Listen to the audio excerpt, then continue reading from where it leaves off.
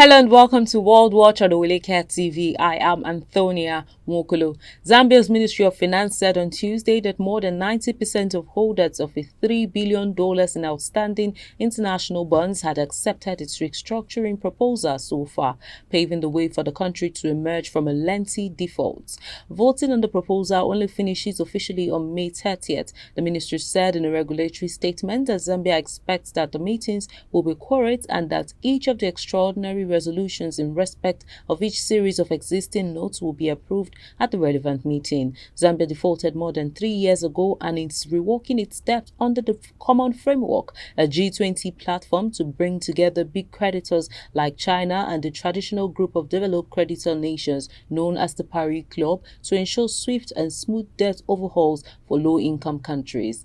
The U.S. government unveiled on Tuesday its policy for using voluntary carbon credits that seek to put guardrails to boost confidence in a nascent market after some high-profile offset projects failed to deliver the promised emissions reductions. The heads of the Treasury, Energy and Agriculture departments, as well as President Joe Biden's top climate and economic advisors, announced a joint statement of policy and principles to guide participation in voluntary carbon markets as part of its broader efforts to encourage their development.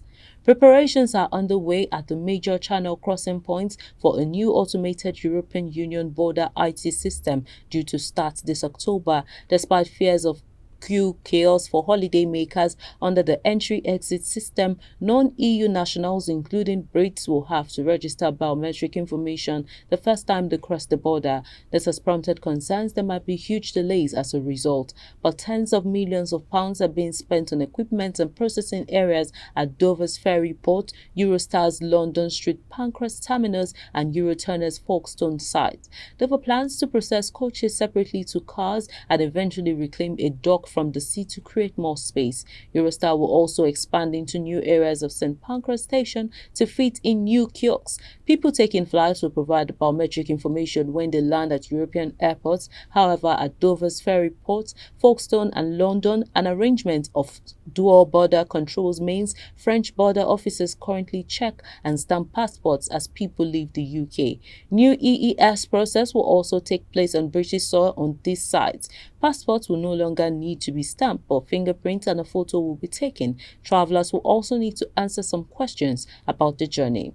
A series of powerful storms swept over central and southern parts of the U.S. during the country's Memorial Day holiday weekend, killing at least 22 people and leaving a wide trail of destruction and power outages. The destructive storms caused deaths in Texas, Oklahoma, Arkansas, and Kentucky and were just north of an oppressive early-season heat wave, setting records from South Texas to Florida. A tornado watch was issued from North Carolina to Maryland. Kentucky Governor Andy Beshear, who earlier declared the state of emergency, said at a press conference on Monday that 5 people had died in his state. The fifth death was a 54-year-old man who had a heart attack while cutting fallen trees in Caldwell County in western Kentucky. And that's all we have for you on World Watch. I am Antonia Nwokolo.